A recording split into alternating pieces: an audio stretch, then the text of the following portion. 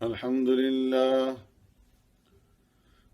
لله نحمده ونستعينه ونستغفره ونؤمن به ونتوكل عليه ونعوذ بالله من شرور أنفسنا ومن سيئات أعمالنا من يهده الله فلا مضل له ومن يضلله فلا هادي له ونشهد أن لا إله إلا الله وحده لا شريك له ونشهد أن سيدنا وسندنا ونبينا ومولانا محمدا عبده ورسوله صلى الله تعالى عليه وعلى آله وأصحابه وبارك وسلم تسليما كثيرا كثيرا أما بعد میرے محترم سامعین و ناظرین، رمضان المبارک کا پہلا عشرہ جو رحمت والا عشرہ تھا، وہ گزرنے کے بعد اب دوسرا عشرہ جو مغفرت والا عشرہ ہے وہ شروع ہو چکا ہے۔ اللہ تبارک و تعالی نے ویسے بھی رمضان المبارک کو بخشش کا سیزن بنایا ہے تاکہ میرے وہ بندے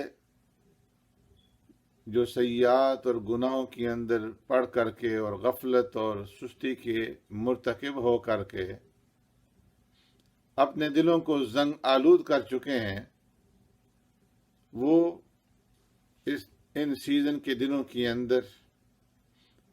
اللہ تبارک و تعالی سے اپنے گناہوں کی معافی چاہ کر کے اپنے دلوں کے اوپر لگے ہوئے اس زنگ کو دھو ڈالیں اور اپنے اندر وہ استعداد اور وہ قوت پیدا کریں کہ جس کے ذریعے سے اللہ تبارک و تعالی کا قرب حاصل ہوتا ہے اور اللہ کی محبت دلوں کے اندر بیٹھتی ہے اور اس کے اندر اضافہ ہوتا ہے۔ رمضان کا سارا مہینہ ہی مغفرت کا مہینہ ہے، لیکن خاص طور پر جو درمیانی عشرہ ہے وہ عشرہ ہی مغفرت کا ہے۔ پیارے پیغمبر صلی اللہ علیہ وسلم نے ارشاد فرمایا، من صام رمضان ایمانا واحتسابا غفر له ما تقدم من ذنبه ومن قام رمضان ایمانا واحتسابا غفر له ما تقدم من ذنبه ومن قام ليلة القدر ایمانا واحتسابا غفر له ما تقدم من ذنبه، کہ جس انسان نے رمضان المبارک کے مہینے کے روزے ایمان اور احتساب کے ساتھ رکھے اس کے پچھلے سارے گناہ معاف کر دیے جائیں گے، اور جس نے رمضان کی راتوں کے اندر ایمان اور احتساب کی صفت کے ساتھ قیام کیا اس کے گزشتہ گناہ معاف کر دیے جائیں گے، اور جس نے لیلۃ القدر کے اندر ایمان اور احتساب کے ساتھ اللہ رب العزت کی عبادت کی غفر له ما تقدم من ذنبه، رب العالمین اس کے گزشتہ گناہوں کی بخشش فرما دیں گے۔ تو پورا مہینہ جو ہے وہ مغفرت کا مہینہ ہے، لیکن خاص طور پر جو درمیانی عشرہ ہے اس کے بارے میں سرکار دو عالم صلی اللہ علیہ وسلم نے ارشاد فرمایا، وَأَوْسَطُهُ مَغْفِرَةٌ، کہ رمضان المبارک کا جو درمیانی عشرہ ہے یہ مغفرت کا عشرہ ہے۔ جس انسان کو اللہ تبارک و تعالی رمضان المبارک کا یہ عظیم الشان مہینہ نصیب فرمائے اور وہ اس مہینے کے اندر اپنے آپ کو بخشوا نہ سکے اللہ تبارک و تعالی سے، تو ایسا انسان جو ہے فرمایا کہ اس کی ہلاکت کے اندر کوئی شبہ نہیں، جو رمضان المبارک کے مہینے کے اندر اپنی مغفرت نہ کروا سکا تو پھر وہ کب اپنی مغفرت کروائے گا؟ اس لیے حدیث میں آتا ہے پیارے پیغمبر صلی اللہ علیہ وسلم کے پاس حضرت جبرائیل صلوٰۃ والسلام آئے. جب آپ صلی اللہ علیہ وسلم ممبر پہ تشریف لے جا رہے تھے تو 3 مرتبہ آپ صلی اللہ علیہ وسلم نے آمین آمین آمین فرمایا. صحابہ کے استفسار پر کہ آپ صلی اللہ علیہ وسلم نے آج ممبر پر چڑھتے ہوئے 3 مرتبہ آمین فرمایا ہے، خلاف معمول اور خلاف عادت، اس کی وجہ کیا تھی؟ تو آپ صلی اللہ علیہ وسلم نے ارشاد فرمایا کہ میرے پاس جبرائیل صلوٰۃ والسلام آئے تھے اور انہوں نے آ کر کے یہ بد دعا کی کہ رغم انف رجل دخل علیہ رمضان ثم انسلخ قبل ان یغفر له، کہ وہ آدمی تباہ ہو جائے، ہلاک ہو جائے کہ جس کے اوپر رمضان المبارک کا مہینہ آئے اور وہ اپنی مغفرت نہ کروا سکے، اور میں نے ان کی اس بد دعا کے اوپر آمین کہا. تو آپ خود ہی اندازہ لگا لیجئے کہ جبرائیل صلوٰۃ والسلام فرشتوں کے سردار ہیں اور خاتم الانبیاء جناب محمد الرسول اللہ صلی اللہ علیہ وسلم ہمارے پیارے نبی ساری انسانیت کے سردار ہیں. تو جس انسان کو جبرائیل صلوٰۃ والسلام بد دعا دیں اور جس بد دعا کے اوپر اللہ کے حبیب صلی اللہ علیہ وسلم آمین کہیں، تو اس انسان کی تباہی اور اس انسان کی بربادی کے اندر کیا شک ہو سکتا ہے؟ تو اس لیے اللہ تبارک و تعالیٰ نے یہ رمضان المبارک کا عظیم الشان بخشش والا مہینہ ہمیں نصیب فرمایا ہے کہ اس مہینے کے اندر لوگ اللہ رب العزت کی طرف رجوع کریں اور اپنے گناہوں کو بخشوائیں، اپنی مغفرت کروائیں. لیکن اگر رمضان المبارک کا مہینہ آئے اور رمضان المبارک کا مہینہ چلا جائے اور ہماری زندگیوں کے اندر کوئی چینجنگ نہ آئے، کوئی تبدیلی نہ آئے، جیسے ہم رمضان سے پہلے تھے ویسے ہی رمضان کے بعد رہیں، تو یہ گویا ایسا ہے کہ نہ تو ہم نے نمازیں پڑھی، نہ ہم نے قیام کیا، نہ ہم نے صدقہ خیرات کیا، نہ ہم نے روزے رکھے، نہ ہم نے قرآن کریم کی تلاوت کی، نہ ہم نے اس کے اندر غور و فکر کیا. تو رمضان کی زندگی اور غیر رمضان کی زندگی برابر ہو گئی. تو اس کے اوپر ہم نے سوچنا ہے کہ وہ کیا سبب ہے کہ رمضان المبارک کا مہینہ آتا ہے اور چلا جاتا ہے اور ہم جیسے رمضان میں داخل ہوتے ہیں ویسے ہی رمضان سے نکل جاتے ہیں اور ہماری زندگیوں کے اندر کوئی تبدیلی نہیں آتی. جبکہ رمضان المبارک کا مہینہ وہ ہے کہ اس کے اندر خود اللہ رب العزت آسمان دنیا پر آ کر کے اپنے بندوں کو اپنی رحمت اور بخشش کی طرف دعوت دیتے ہیں، بلاتے ہیں. اللہ رب العزت قرآن کریم کے اندر فرماتے ہیں وَاللَّهُ يَدْعُو إِلَى الْجَنَّةِ وَالْمَغْفِرَةِ بِإِذْنِهِ. اللہ تبارک و تعالیٰ اپنے بندوں کو مغفرت کی طرف دعوت دیتے ہیں اور اس طرف پکارتے ہیں کہ میرے وہ بندے جو غلطیوں کے اندر اور جو خطاؤں کے اندر، جو گناہوں کے اندر مبتلا ہو چکے ہیں اور جنہوں نے اپنے نفسانی خواہشات کی تابعداریاں کی ہیں، وہ آ جائیں ہمارے پاس. ہم انہیں معاف کرنے کے لیے اور انہیں بخشنے کے لیے تیار ہیں. اے میرے بندو، آؤ میری مغفرت کی طرف دوڑو، اس چیز کی طرف دوڑ لگاؤ کہ جو تمہیں نفع پہنچائے، اور اس چیز کی طرف دوڑ لگاؤ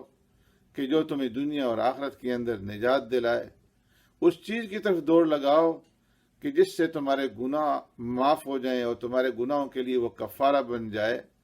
اپنے رب کی جنت کی طرف دوڑو. دعوت دینے والے کون ہیں؟ اللہ تبارک و تعالی خود. تو ہمیں کیا ہو گیا ہے کہ ہم اللہ رب العزت کی اس دعوت کو قبول کرنے کے لیے تیار نہیں. اللہ تو ہمیں مغفرت کی طرف بلائیں، جنت کی طرف بلائیں، اور ہم جو ہیں اپنی نفسانی خواہشات کی طرف بھاگیں. اللہ تبارک و تعالیٰ ہمیں اپنی مغفرت کی طرف بلائیں اور ہم اس سے اپنی پیٹھ پھیر لیں، اور مغفرت اور جنت کے مقابلے میں ہم دنیا کو ترجیح دیں، دنیا کے مال اور دولت کو ترجیح دیں اور نفسانی خواہشات کو ترجیح دیں۔ اللہ تبارک و تعالیٰ تو ہمیں اپنی مغفرت اور جنت کی طرف بلائیں، اور ہم جنت اور مغفرت کے مقابلے میں نیند کو ترجیح دیں اور سستی اور کاہلی کو ترجیح دیں۔ اللہ تبارک و تعالیٰ نے اس رمضان المبارک کے مہینے کے اندر مغفرت کے جو اسباب ہیں وہ بھی آسان فرما دی ہیں۔ حدیث میں آتا ہے، پیارے پیغمبر صلی اللہ علیہ وسلم نے ارشاد فرمایا، اذا جاء رمضان فتحت ابواب الجنہ وغلقت ابواب النار وصفدت الشیاطین، او کما قال علیہ الصلوۃ والسلام، کہ جب رمضان المبارک کا مہینہ آتا ہے جنت کے دروازے کھول دیے جاتے ہیں، دوزخ کے دروازے بند کر دیے جاتے ہیں اور شیاطین کو جکڑ دیا جاتا ہے۔ تو اللہ تبارک و تعالیٰ نے ایسے اسباب پیدا فرما دیے اس مہینے کے اندر کہ مغفرت کا حاصل کرنا آسان بنا دیا، اور پھر اس کے ساتھ ساتھ دعوت بھی دے رہے ہیں، واللہ یدعو الی الجنۃ والمغفرۃ بإذنہ، کہ اے میرے بندو، اللہ تمہیں جنت کی طرف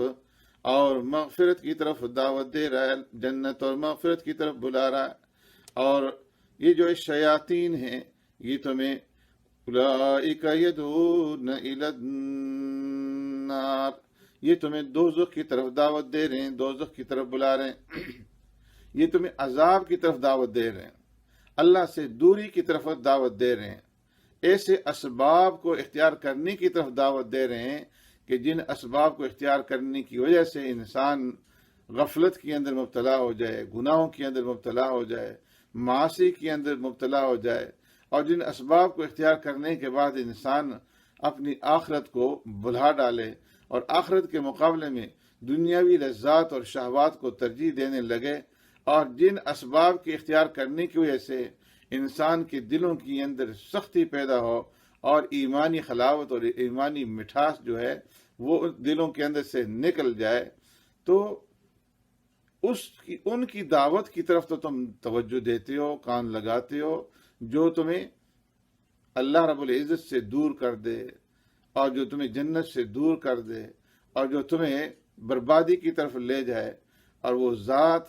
جو تمہیں اپنی رحمت کی طرف، اپنی مغفرت کی طرف اور اپنی بخشش کی طرف اور جنت کی طرف بلا رہا ہے، اس کی دعوت کے اوپر تم کان نہ دھرو۔ حالانکہ وہ ذات ہے، فاطر السماوات والارض یدعوکم لیغفر لکم من ذنوبکم، کہ جو آسمانوں کا پیدا کرنے والا ہے، جو زمین کا پیدا کرنے والا ہے، آسمانوں کو پیدا کرنے والا، زمین کا پیدا کرنے والا خالق، آسمانوں اور زمین کا مالک، آسمانوں اور زمین کا پیدا کرنے والا، وہ ذات جس کے قبضہ قدرت کے اندر سب کچھ ہے، وہ تمہیں بلاتا ہے کس کی طرف؟ مغفرت کی طرف، کہ آؤ میرے بندو، مجھ سے معافی مانگو، مجھ سے اپنا ناطہ جوڑ لو، میں تمہارے گناہوں کو معاف کر دوں گا۔ اور ہم اس دعوت کو چھوڑ کر کے دنیا کو ترجیح دے رہے ہیں، اور ہم کھانے پینے کو ترجیح دے رہے ہیں، اور ہم نفسانی خواہشات کو ترجیح دے رہے ہیں، اور اس کی دعوت سے منہ پھیر رہے ہیں۔ حالانکہ وہ ذات ہے کہ جس کے قبضہ قدرت کے اندر سب کچھ ہے، وہ قادر ہے کہ وہ تمہاری مغفرت کر دے۔ واللہ یعدکم مغفرۃ منہ وفضلا، وہ تو تم سے وعدہ کرتا ہے کہ تم، اے میرے بندو، تم میری طرف آ جاؤ تو میں تمہارے اوپر اپنا فضل بھی کروں گا اور تمہاری مغفرت بھی کروں گا۔ جبکہ اس کے مقابلے میں الشیطان یعدکم الفقر ویأمرکم بالفحشاء، جو شیطان ہے وہ صرف تم سے وعدہ کرتا ہے کہ اس کا فقر کا، اور تمہیں حکم دیتا ہے بے حیائی کا۔ شیطان کے پاس کوئی قدرت نہیں ہے سوائے اس کے کہ وہ انسان کے دل کے اندر وسوسہ ڈالے۔ وہ کسی انسان کو فقیر بنانے کے اوپر قدرت نہیں رکھتا، اس کے پاس یہ قدرت نہیں ہے کہ کسی کو محتاج بنا دے، کسی کو فقیر بنا دے، وہ صرف وسوسہ ڈالتا ہے دلوں کے اندر کہ اگر تم اللہ کے راستے کے اندر خرچ کرو گے، صدقہ خیرات کرو گے تو تم کنگال بن جاؤ گے، تم فقیر ہو جاؤ گے۔ تو ہم شیطان کے صرف اس وسوسے کے اوپر تو یقین کر لیتے ہیں، اس کی اس دعوت کو، اس وسوسے کو قبول کر لیتے ہیں، لیکن اللہ جو تم سے وعدہ کر رہا ہے اپنی مغفرت کا اور اپنے فضل کا، ہم اس کے اوپر یقین نہیں کرتے، شیطان کی بات کے اوپر کان دھرتے ہیں اور اللہ تبارک و تعالیٰ کی اس دعوت کے اوپر کان نہیں دھرتے۔ حالانکہ اللہ تبارک و تعالیٰ کی شان وہ ہے، ان ربک واسع المغفرہ، کہ جس کی مغفرت انتہائی وسیع ہے، جس طرح اس کی رحمت وسیع ہے، اس طریقے سے اللہ تبارک و تعالیٰ کی مغفرت اور اس کا احسان اور اس کا کرم اور اس کا فضل وہ بھی وسیع ہے، اس کی بھی کوئی حد و نہایت نہیں ہے۔ اور فرمایا کہ وَإِنَّ رَبَّكَ لَذُو مَغْفِرَةٍ لِلنَّاسِ عَلَىٰ ظُلْمِهِمْ، اللہ رب العزت کی ذات وہ ذات ہے کہ بندے چاہے کتنا بھی اپنے اوپر ظلم کر لیں، کتنا بھی بڑا سے بڑا گناہ کر لیں، کتنے بھی تقصیرات اور سیئات کا ارتکاب کر لیں، لیکن اللہ تبارک و تعالیٰ بڑی ہی مغفرت والے، سچے دل سے بندے اللہ رب العزت کی طرف رجوع تو کریں، لوٹ کر کے تو آئیں، تو وہ اس کو غافر پائیں گے، مغفرت کرنے والا پائیں گے۔ اس لیے فرمایا وَسَارِعُوا إِلَىٰ مَغْفِرَةٍ مِّن رَبِّكُمْ، اے میرے بندو اپنے رب کی مغفرت کی طرف دوڑ لگاؤ۔ کہیں فرمایا سابقوا إِلَىٰ مَغْفِرَةٍ مِّن رَبِّكُمْ، اے میرے بندو اپنے پروردگار کی طرف سے مغفرت کے لیے ایک دوسرے سے آگے بڑھنے کی کوشش کرو۔ کس کی طرف دعوت دے رہے ہیں؟ مغفرت کی طرف۔ دنیا کی طلب کرنے کی طرف دعوت نہیں دی جا رہی کہ تم دنیا کو طلب کرنے کے لیے ایک دوسرے سے آگے بڑھنے کے لیے کوشش کرو، ایک دوسرے سے کے ساتھ ریس لگاؤ، بلکہ کس چیز کے اندر ریس لگاؤ؟ اپنی بخشش مانگنے کے لیے، اپنی مغفرت طلب کرنے کے لیے، نیک اعمال کو کرنے کے لیے، جنت کو حاصل کرنے کے لیے۔ تو اللہ تبارک و تعالی مغفرت فرمانے والے ہیں، بخشش فرمانے والے ہیں، شرط یہ ہے کہ ہم اللہ تبارک و تعالیٰ سے مانگنے والے بن جائیں۔ اور فرمایا کہ یہ مغفرت اور یہ بخشش وہ چیز ہے کہ جس سے اللہ کے برگزیدہ اور پیاری جو ہستیاں دنیا کے اندر گزری ہیں، جو معصوم ہستیاں تھیں، گناہوں سے پاک ہستیاں تھیں، حضرات انبیاء علیہ السلام کی، انہوں نے بھی اللہ تبارک و تعالیٰ سے باوجود معصوم ہونے کے اللہ سے مغفرت کا سوال کیا اور بخشش کا سوال کیا۔ جبکہ ہم گناہوں کے اندر گناہوں سے آلودہ ہیں اور ہماری پوری کی پوری زندگی گناہوں سے آلودہ ہے، ہمیں اس سے زیادہ فکر کرنی چاہیے اپنی مغفرت اور بخشش کی، لیکن ہم اس سے غافل ہیں۔ انبیاء علیہ السلام کی طلب مغفرت کا ذکر کرتے ہوئے اللہ رب العزت فرماتے ہیں کہ حضرت نوح علیہ السلام نے اللہ تبارک و تعالیٰ سے مغفرت کا سوال کیا، وَإِلَّا تَغْفِرْ لِي وَتَرْحَمْنِي أَكُن مِّنَ الْخَاسِرِينَ،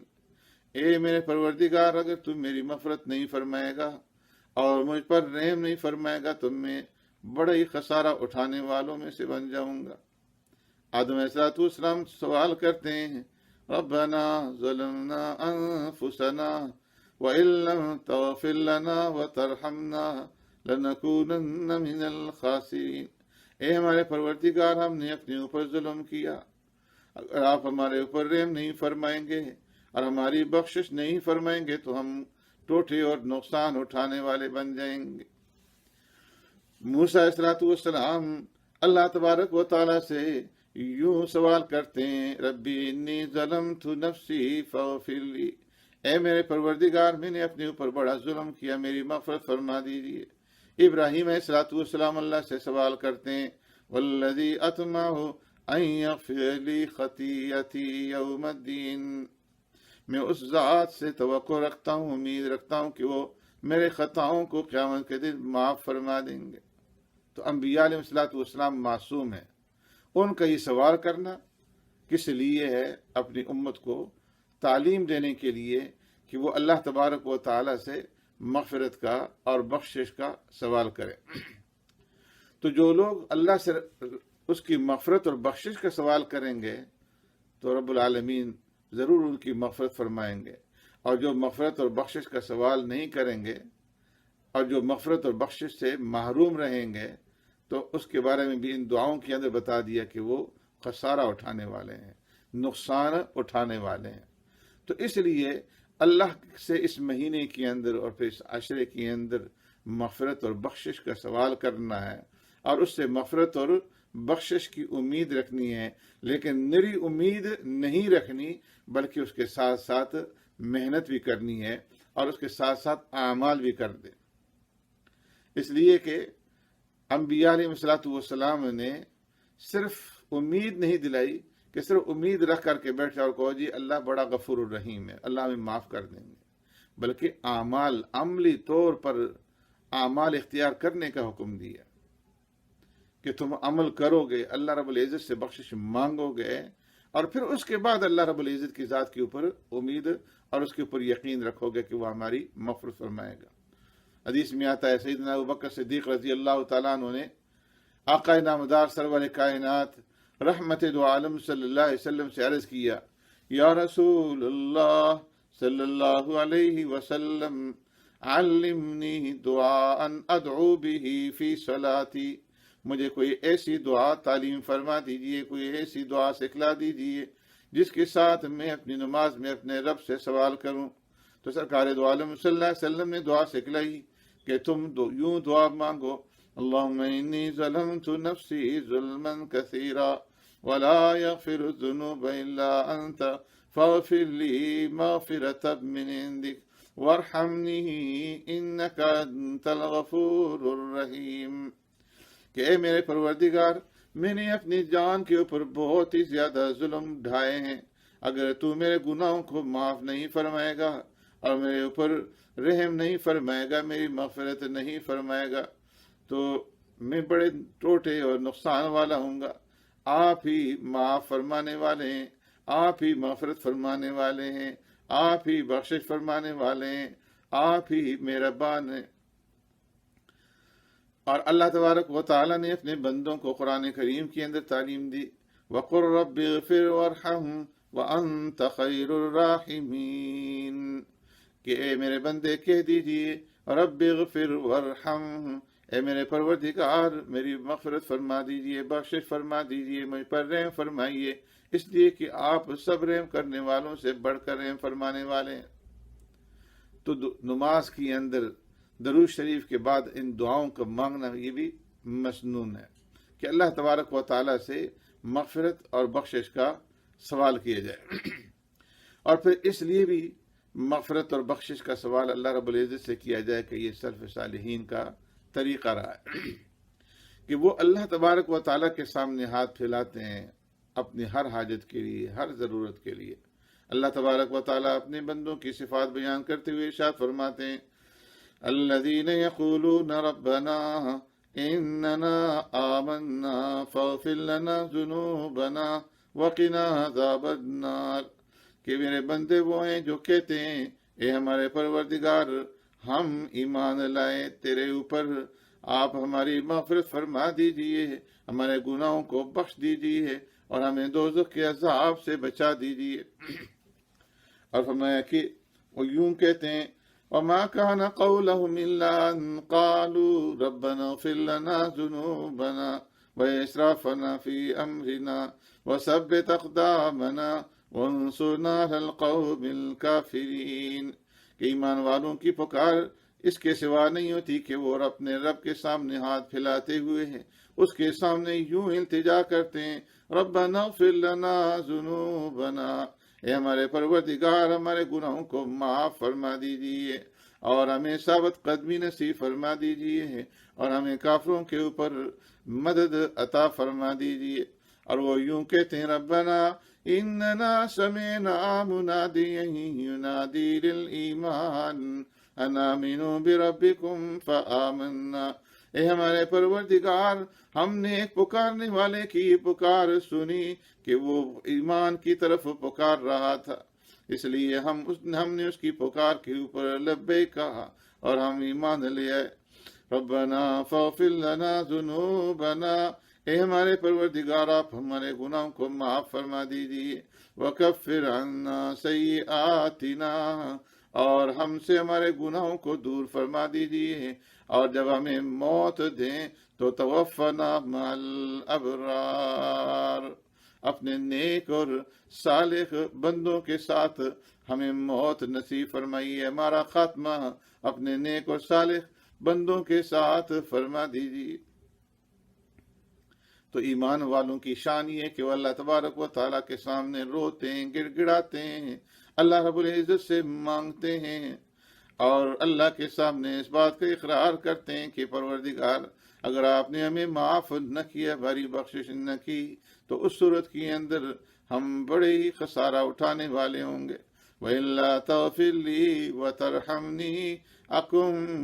مِّنَ الْخَاسِرِينَ، میرے رب، میرے پروردگار، میرے پالنہار، اگر آپ میری مغفرت نہیں فرمائیں گے، میرے اوپر رحم نہیں فرمائیں گے، تو میں بڑا خسارہ اٹھانے والا ہوں گا۔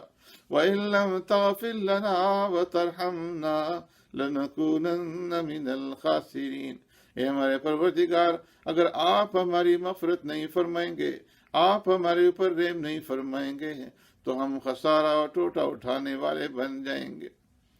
تو رمضان المبارک کا یہ عشرہ جو مغفرت والا عشرہ ہے، یہ عشرہ جا رہا ہے،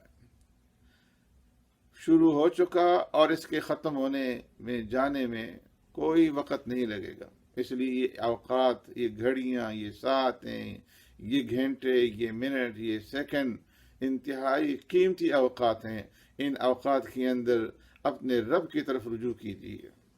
اور اپنے رب سے مغفرت کا سوال کیجیے،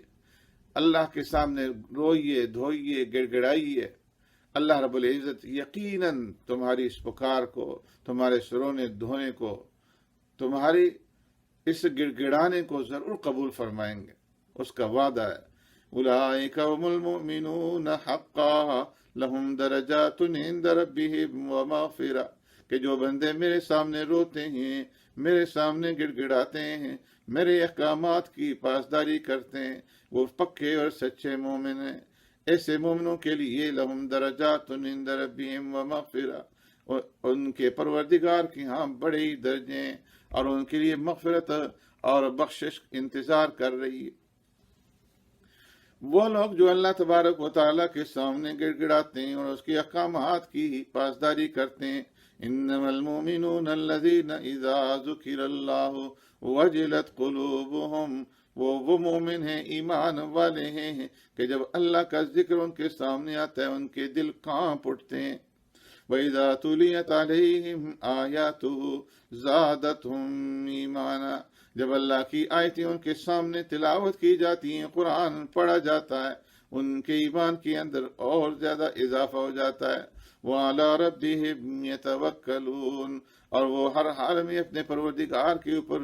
بھروسہ کرتے ہیں۔ وہ کون لوگ ہیں؟ الذین یقیمون الصلاۃ، وہ جو نماز قائم کرتے ہیں، وَمِمَّا رَزَقْنَاهُمْ يُنْفِقُونَ، اور اللہ کے دیے ہوئے مال دولت میں سے اللہ کے راستے کے اندر صدقہ اور خیرات کرتے ہیں، خرچ کرتے ہیں، زکوٰۃ ادا کرتے ہیں۔ اولئک هم المؤمنون حقا، یہ کون لوگ ہیں؟ یہ پکے اور سچے مومن ہیں۔ لہم درجات عند ربہم، ان کے لیے ان کے رب کی ہاں بڑے درجے ہیں۔ ومغفرۃ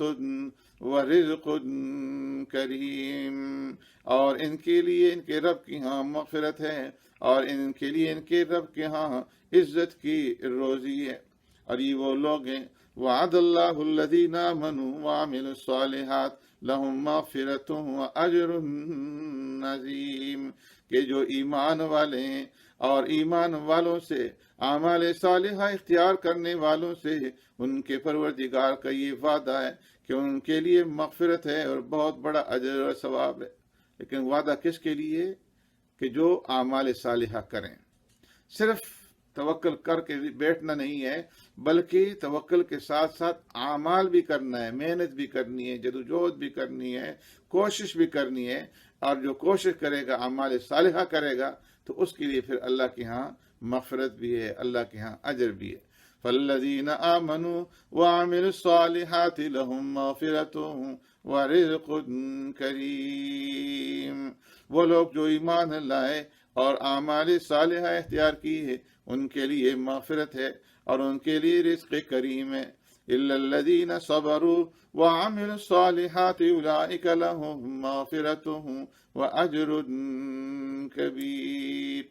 وہ لوگ جنہوں نے صبر اختیار کیا اور اعمال صالحہ اختیار کی ہے، ایسے لوگوں کے لیے مغفرت ہے اور بہت بڑا اجر ہے. اور فرمایا وعد اللہ الذین آمنوا وعملوا الصالحات منہم مغفرۃ واجرا عظیما. اللہ رب العزت نے وعدہ کیا ہے ایمان والوں سے، اعمال صالحہ اختیار کرنے والوں سے، کہ ان کے لیے مغفرت ہے اور ان کے لیے بہت بڑا اجر ہے. اللہ رب العزت کا وعدہ ہے ان تقرضوا اللہ قرضا حسنا یضاعف لکم ویغفر لکم، کہ اگر تم اللہ کو قرض حسنا دو گے تو اللہ تبارک و تعالی اس کو سود سمیت بڑھا چڑھا کر کے تمہیں واپس کرے گا، اور صرف اس کا بدلہ ہی نہیں دے گا بلکہ ویغفر لکم، اللہ تبارک و تعالی تمہاری مغفرت فرمائیں گے، تمہارے گناہوں کو بخش دیں گے. اور فرمایا کہ یا ایھا الذین آمنوا اتقوا اللہ وقولوا قولا سدیدا. تو ایک اعمال صالحہ کرنے، اللہ رب العزت کے راستے کے اندر خرچ کرنا ہے، اور اس کے ساتھ ساتھ سچ بولنا ہے، جھوٹ سے اپنے آپ کو بچانا ہے. فرمایا کہ ایمان والو اتقوا اللہ، اللہ سے ڈرو، تقوی اختیار کرو، اس لیے کہ روزے کا اصل مقصد تقوی ہے. کتب علیکم الصیام کما کتب علی الذین من قبلکم لعلکم تتقون. تو فرمایا یا ایھا الذین آمنوا اتقوا اللہ، اے ایمان والو اللہ سے ڈرو، تقوی اختیار کرو. وقولوا قولا سدیدا، اور سیدھی اور سچی بات کہو، جھوٹ مت بولو. یصلح لکم اعمالکم ویغفر لکم ذنوبکم. جب تم ان صفات کو اپناؤ گے تو اللہ تبارک و تعالی تمہارے اعمال کی اصلاح کر دیں گے اور تمہارے گناہوں کو معاف فرما دیں گے. اور اللہ رب العزت کا ارشاد ہے یا ایھا الذین آمنوا ان تتقوا اللہ یجعل لکم فرقانا ویکفر عنکم سیئاتکم ویغفر لکم واللہ ذو الفضل العظیم. اگر تم تقوی اختیار کرو گے، اللہ تبارک و تعالیٰ تمہارے لیے مشکلات کے اندر آسانی کے راستے پیدا فرما دیں گے، تم سے تمہارے گناہوں کو دور کر دیں گے، تمہاری مغفرت اور بخشش فرما دیں گے، اور تمہیں اپنے فضل سے، اپنے کرم سے نوازیں گے. ایسے لوگ جو ان صفات کے مالک ہیں، فرمایا اولئک جزاؤہم مغفرۃ من ربہم وجنات تجری من تحتہا الانہار خالدین فیہا ونعم اجر العاملین. ایسے لوگوں کے لیے ان کے پروردگار کے ہاں بدلہ بخشش کی شکل کے اندر ہے، مغفرت کی شکل کے اندر ہے، اور ایسے باغات، ایسی جنتوں کی شکل کے اندر ہے، تجری من تحتہا الانہار، جن کے نیچے سے نہریں جاری ہوں گی، خالدین فیہا، اور جنت میں داخل ہونے کے بعد اس سے نہیں نکلیں گے بلکہ ہمیشہ ہمیشہ اس جنت کے اندر رہیں گے. اور جن انسانوں کو اللہ رب العزت اس جنت کی شکل میں بدلہ عطا فرمائیں گے، وہ نعم اجر العاملین، اس سے بڑا بدلہ کوئی عمل کرنے والے کا نہیں ہو سکتا. تو رمضان المبارک کے ان آخری دنوں کے اندر جو عشرہ مغفرت کا عشرہ جا رہا ہے، جو درمیانی عشرہ ہے، اس عشرے کے اندر خاص طور پر اللہ رب العزت سے مغفرت اور بخشش کا سوال کریں. اللہ تبارک و تعالی ہمارے جملہ گناہوں کو، خطاؤں کو، نقصوں کو، جرموں کو محض اپنے فضل و کرم سے معاف فرمائے، اور ہمیں رمضان المبارک کے ان ایام کی قدردانی کی توفیق عطا فرمائے. وآخر دعوانا ان الحمد للہ رب العالمین.